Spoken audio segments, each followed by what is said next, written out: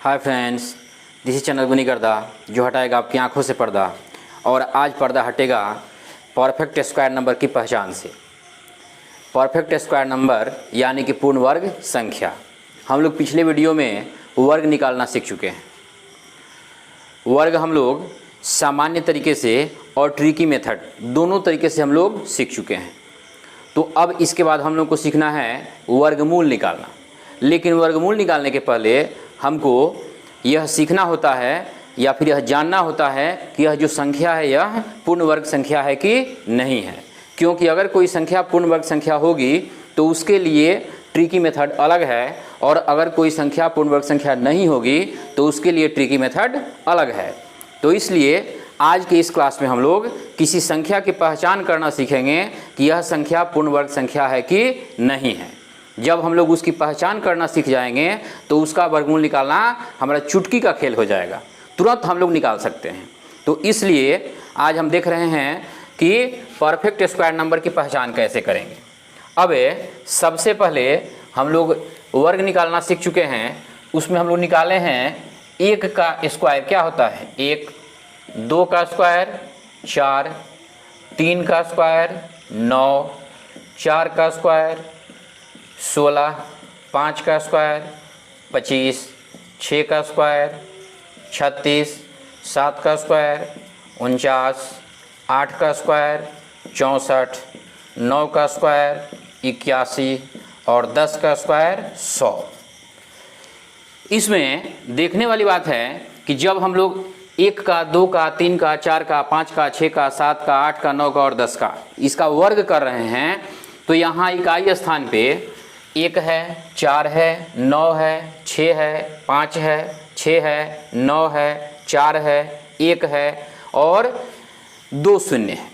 यानी कि अगर हम लोग इसको सीरियली लिखना शुरू करें तो इसमें कौन कौन से अंक हैं, या तो 1 है या फिर 4 है या फिर 4 के बाद 5 है या फिर 6 है, 6 के बाद क्या है, 6 के बाद हमारा 9 है या फिर 00 है। इतना ही अंक किसी संख्या का वर्ग करने के बाद, यानी कि 1 से 10 तक का अगर हम लोग वर्ग कर रहे हैं तो इसी में से कोई ना कोई अंक अंत में आ रहा है। इसमें कौन कौन से अंक नहीं आ रहे हैं, तो अगर हम लोग देखें तो नहीं आने वाले इसमें हैं 1 है तो 2 नहीं है, 3 नहीं है, उसके बाद 7 नहीं है और 8 नहीं है। यानी कि इसमें पहला जो नियम होता है वह यह नियम होता है कि किसी भी संख्या का अगर हम लोग वर्ग करेंगे, कोई भी संख्या हो, उसके इकाई स्थान पे 2, 3, 7 या 8 इसमें से कोई भी अंक नहीं होना चाहिए। अगर इसमें से किसी संख्या के इकाई स्थान पे यानी कि सबसे दाहिनी ओर इसमें से कोई अंक है तो इसका मतलब कि वह पूर्ण वर्ग संख्या नहीं है। यह हमारा पहला रूल है। पहला रूल में है कि 2, 3, 7, 8 इकाई स्थान पे नहीं होना चाहिए, इकाई स्थान पे नहीं होना चाहिए। तो होना क्या चाहिए, हम लोग यहाँ देख रहे हैं कि 1 होना चाहिए, 4 होना चाहिए, 5 होना चाहिए, 6 होना चाहिए, 9 होना चाहिए और 2 शून्य होना चाहिए। तो यह हम लोग लिखेंगे कि 1, 4, 5, 6, 9 और 2 शून्य इकाई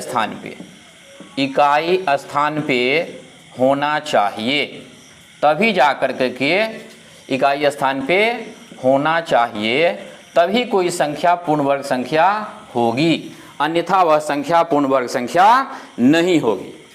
पहला रूल हमारा हो गया। अब क्या है कि इसमें जो इकाई स्थान है, इकाई स्थान पे इसका दूसरा रूल जो है, इकाई स्थान पे यदि 1, 4 या 9 इकाई स्थान पे 1, 4 या 9 है तो इकाई से पहले क्या होता है, दहाई स्थान होता है। तो दहाई स्थान पे यदि 1 4 9 हो तो दहाई स्थान पे सम संख्या होनी चाहिए, सम संख्या होनी चाहिए। यदि इसमें से कोई भी अंक है, 1 4 9 में से कोई अंक यदि किसी संख्या के सबसे दाहिनी ओर अगर है तो उसके पहले यानी दहाई स्थान पे कोई सम संख्या होनी चाहिए, तभी वह संख्या पूर्ण वर्ग संख्या होगी। उसके बाद अब 1 4 9 जब निकल गया तो क्या बचा, 1 4 9। अब दूसरा इसमें का नियम होता है कि इकाई स्थान पे 6 है तो दहाई स्थान पे विषम संख्या होनी चाहिए। क्या होनी चाहिए, विषम संख्या होनी चाहिए, तभी जाकर के वह संख्या पूर्ण वर्ग संख्या होगी। अब इसके अलावा हमारा इसमें से 1 निकल गया, 4 निकल गया, 9 निकल गया, 6 भी निकल गया। अब क्या बचा, 5। यदि इकाई स्थान पे 5 है तो उसके पहले 2 निश्चित रूप से होना चाहिए। दहाई स्थान पे यदि 2 है तभी वह संख्या पूर्ण वर्ग संख्या होगी, अन्यथा वह संख्या पूर्ण वर्ग संख्या नहीं होगी। तो इसका भी रूल हम लोग लिख लेते हैं कि इकाई स्थान पे 5 है तो दहाई स्थान पे 2 होना चाहिए। 2 के अलावा अगर दूसरा कोई भी अंक है तो इसका मतलब है कि वह संख्या पूर्ण वर्ग संख्या नहीं है। इसके बाद क्या है, 2 शून्य है। तो अगर 2 शून्य है इकाई स्थान पे 2 शून्य होना चाहिए, यानी किसी संख्या के सबसे दाहिनी ओर, अब इकाई स्थान पे 2 शून्य तो होगा नहीं, इकाई स्थान पे 1 ही शून्य होगा, तो इसका मतलब हुआ कि इकाई और दहाई दोनों स्थान पे शून्य होना चाहिए। यह हमारा कंडीशन हो गया कि अगर इतना चीज है तो यह पूर्ण वर्ग संख्या होगी, अन्यथा नहीं होगी। इसके अलावा क्या है, इसके अलावा एक और शर्त है, वह शर्त है कि इसके सभी अंकों का योगफल, यानी जो हमको संख्या मिलेगी, जिस संख्या को बताना है कि यह संख्या पूर्ण वर्ग संख्या है कि नहीं है, उसके सभी अंकों का योगफल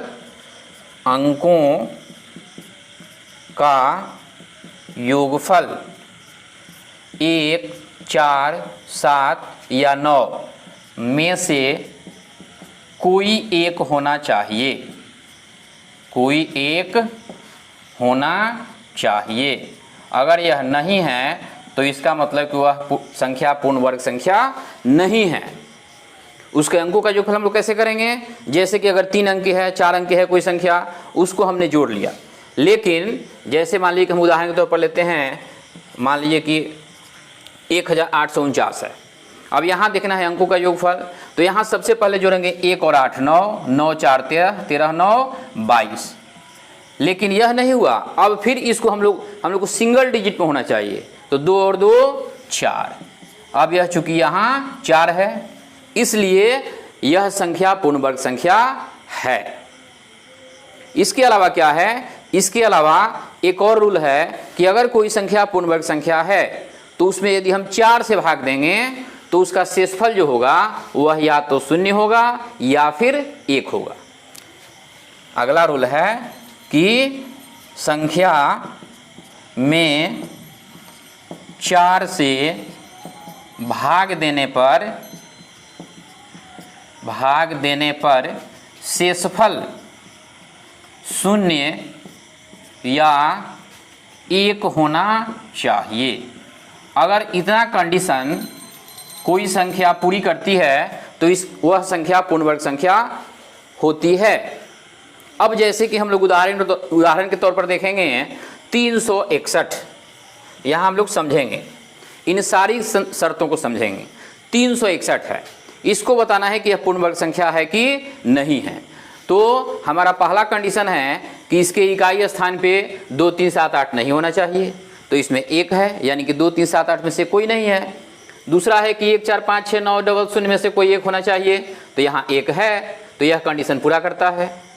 फिर कह रहा है कि इकाई स्थान पे यदि 1 4 9 हो तो उसके पहले यानी कि दहाई स्थान पे सम संख्या होनी चाहिए, तो यहाँ 1 है तो यहाँ 6 है जो कि सम संख्या है।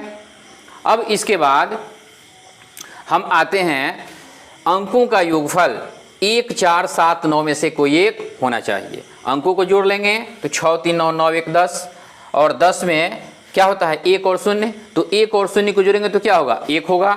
तो ये सारे कंडीशन को पूरा करता है, इसलिए यह पूर्ण वर्ग संख्या है।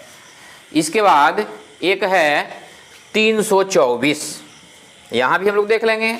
तो यहाँ क्या है, यहाँ भी इकाई स्थान पे 4 है, तो इकाई स्थान पे 4 होना चाहिए। यदि 4 है तो उसके पहले यानी कि दहाई के स्थान पे कोई सम संख्या होनी चाहिए, तो 2 है जो कि सम संख्या है। अब इसके बाद क्या होना चाहिए, अंकों का योगफल 1 4 7 9 में से कोई 1 होना चाहिए। अंकों को जोड़ लेंगे 3 2 5 5 4 9, तो यह भी कंडीशन पूरा कर रहा है। इसके अलावा एक और है, संख्या में 4 से भाग देने पर शेषफल 0 या 1 होना चाहिए, तो यहाँ भी देख लेते हैं। तो अगर इसमें हम 4 से भाग देते हैं तो 4 9 36, 1 यहाँ शेष बच गया। इसमें भाग देते हैं तो 4 8 32, 4 1 4 0 शेष बच गया, यानी कि यह भी पूर्ण वर्ग संख्या है। अब इसके अलावा एक और है, हम लोग देखते हैं 3721, यह पूर्ण वर्ग संख्या है कि नहीं है। यहाँ इकाई स्थान पे क्या है 1 है, तो यहाँ भी इकाई स्थान पे 1 होना चाहिए। यदि 1 है तो दाहिने स्थान पे सम संख्या होनी चाहिए, तो यहाँ सम संख्या भी है।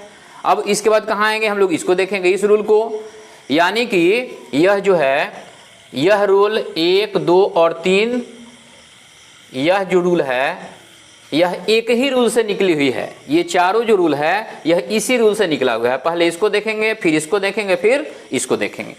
तो यहाँ पर 1 है, 1 के पहले सम संख्या है, तो पहला रूल हमारा कंप्लीट हो गया। दूसरा है कि अंकों का योगफल 1 4 7 9 में से कोई 1 होना चाहिए, तो जोड़ेंगे 3 7 10, 10 2 12, 12 1 13, 13 होता है 1 और 3, और 1 और 3 को जोड़ेंगे तो 4 होगा। तो 4 है, इसका मतलब क्या है, यह है, तो ये इस कंडीशन को ही पूरा करता है। इसके बाद हम इसमें 4 से भाग दे करके देख लेंगे, तो 4 9 36, 1 पर 2, 4 3 12, 1 शेष बच गया, तो यह भी पूर्ण वर्ग संख्या है। इसके अलावा एक और बड़ी संख्या देखेंगे हम,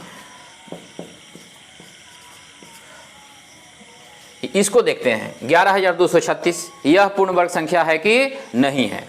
यहाँ क्या है, यहाँ इकाई स्थान पे 6 है, तो यहाँ पर हम लोग देख रहे हैं कि इसमें से अगर कोई है 1 4 5 6 9 0 में से कोई है तो वह पूर्ण वर्ग संख्या है, तो इस कंडीशन को पूरा करती है। लेकिन यदि 6 है तो उसके दाहिने स्थान पे क्या होना चाहिए, कोई विषम संख्या होनी चाहिए, तो यहाँ 3 है जो कि विषम संख्या है, इस कंडीशन को ही पूरा करती है। अब अंकों का योगफल हम लोग देखेंगे, तो 1 और 1 2, 2 और 2 4, 4 3 7, 7 6 13, 13 1 और 3, और 1 और 3 को जोड़ेंगे तो कितना होगा 4 होगा, तो यह 4 हमें प्राप्त हो गया। अब इसके बाद हम लोग अगला कंडीशन देख लेंगे, इसमें 4 से भाग दे करके देखेंगे, तो 4 दूना 8, 3 पर 2, 4 8 32, और इसके बाद यहाँ 36 है, तो 4 9 36 हो जाएगा। इसका मतलब शेषफल इसका 0 होगा, तो यह भी पूर्ण वर्ग संख्या है। एक और देख लेते हैं 5625, यह पूर्ण वर्ग संख्या है कि नहीं है। अब इसमें क्या है कि इसमें इकाई स्थान पे 5 है, तो इसके लिए है कि अगर इकाई स्थान पे 5 है तो दहाई स्थान पे क्या होना चाहिए, 2 होना चाहिए, तो यहाँ पे 2 है, तो इस कंडीशन को यह पूरा करती है।